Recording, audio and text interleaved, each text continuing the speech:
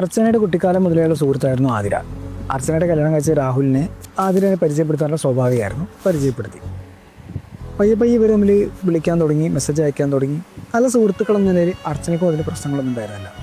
പക്ഷെ പിന്നീട് എപ്പോഴാണ് അർച്ചന തിരിച്ചറിയുന്നത് ആതിരയും രാഹുലും തമ്മിൽ പ്രണയത്തിലാണെന്ന്, അവർ ശാരീരിക ബന്ധത്തിൽ വരെ ഏർപ്പെട്ടിട്ടുണ്ടെന്നുള്ളത്. അവൾക്ക് എല്ലാ കാര്യങ്ങളും വിശ്വാസം നഷ്ടപ്പെട്ടു. അവൾക്ക് അവളെ തന്നെ നിയന്ത്രിക്കാൻ പറ്റാതെ. കാരണം ഒരു വശത്ത് താൻ അതിയായി സ്നേഹിക്കുന്ന തൻ്റെ ഭർത്താവും, ഒരു വശം ചെറുപ്പം മുതൽ ഞാൻ വിശ്വസിച്ച് പോകുന്ന തൻ്റെ കൂട്ടുകാരിയുമാണ് തന്നെ ശ്രദ്ധിച്ചിരിക്കുന്നത്. കൂട്ടുകാരിയാണെങ്കിൽ വിവാഹിതയാണ്, അതേപോലെ ഒരു കുഞ്ഞിൻ്റെ അമ്മയുമാണെന്നുള്ളതാണ് ഏറ്റവും വലിയ ഹൈലൈറ്റ്. വിവാഹത്തിന് ശേഷം ഭാര്യയുടെ ഫ്രണ്ട്സിനെ പരിചയപ്പെടുത്തുക എന്നുള്ളതും ഭർത്താവിൻ്റെ ഫ്രണ്ട്സിനെ പരിചയപ്പെടുത്തുക എന്നുള്ളത് സ്വാഭാവികമായിട്ടുള്ള കാര്യമാണ്.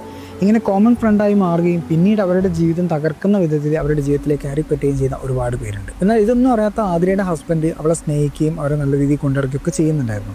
ഇതും കൂടെ കാണുന്ന സമയത്ത് അർച്ചനയ്ക്ക് വല്ലാത്ത ദേഷ്യവും സങ്കടമൊക്കെ വന്നു. അവൻ അവളോട് പറഞ്ഞു, ഇനി ഒരിക്കലും ഞാൻ തെറ്റ് ചെയ്തില്ല, അറിയാതെ പറ്റിപ്പോയതാണ്, ഒരിക്കലും ചെയ്യില്ല എന്നൊക്കെ ഉള്ളത്. ഇത് അറിയാതെ പറ്റിയൊരു തെറ്റാണോ?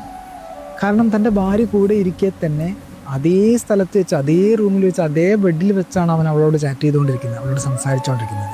ഇതെങ്ങനെ അബദ്ധമാവുക? ഇത് അറിഞ്ഞുകൊണ്ട് ചെയ്ത തെറ്റ് തന്നെയല്ലേ? അപ്പോൾ അറിഞ്ഞുകൊണ്ട് ചെയ്ത തെറ്റാണ്, അതിന് നീ മാപ്പ് തരണമെന്ന് പറയുന്നതിൽ അർത്ഥമുണ്ട്. അറിയാതെ പറ്റിപ്പോയതാന്ന് പറഞ്ഞാൽ വല്ല കാര്യമുണ്ടോ? അവനിപ്പോൾ ആരോട് സംസാരിച്ചാലും ആരോട് ഇടപഴകിയാലും അവൾക്ക് സംശയമായി തുടങ്ങി. അപ്പോൾ അവൻ പറയാണ്, നീ ഭയങ്കര സംശയരോഗിയാണ്, അതാണ് നിൻ്റെ പ്രശ്നം. അവൾക്ക് ഇങ്ങനെ സംശയം ഉണ്ടാവാൻ കാരണം ആരാ? രാഹുൽ ഇതിനാണ്. അവളെ സംശയരോഗിയാക്കി മാറ്റിയതാരാ? അതും രാഹുൽ തന്നെയാണ്. എന്നിട്ട് ഈ രാഹുൽ പറയുന്നു, നീ ഒരു സംശയരോഗിയാണ്. നിങ്ങൾ ചെയ്ത തെറ്റിൻ്റെ ഫലമാണ് നിങ്ങളുടെ ഭാര്യ നിങ്ങളെ സംശയിക്കുന്നത് എന്ന് മനസ്സിലാക്കുക. അതൊരു ശിക്ഷയായി ഏറ്റെടുത്തുകൊണ്ട് അത് മാറുന്നവരെ അവരുടെ സപ്പോർട്ടായി നിൽക്കുക. ഇതാണ് നിങ്ങൾ ചെയ്യേണ്ടത്. നിങ്ങൾ ചെയ്തു പോയ തെറ്റ്, അറിഞ്ഞുകൊണ്ട് ചെയ്ത തെറ്റാണെന്ന് ഏറ്റു പറഞ്ഞുകൊണ്ട് അതിന് ആത്മാർത്ഥമായിട്ട് മാപ്പ് പറയുക. അത് റിപ്പീറ്റ് ചെയ്യാതിരിക്കുകയാണ് ചെയ്യുക.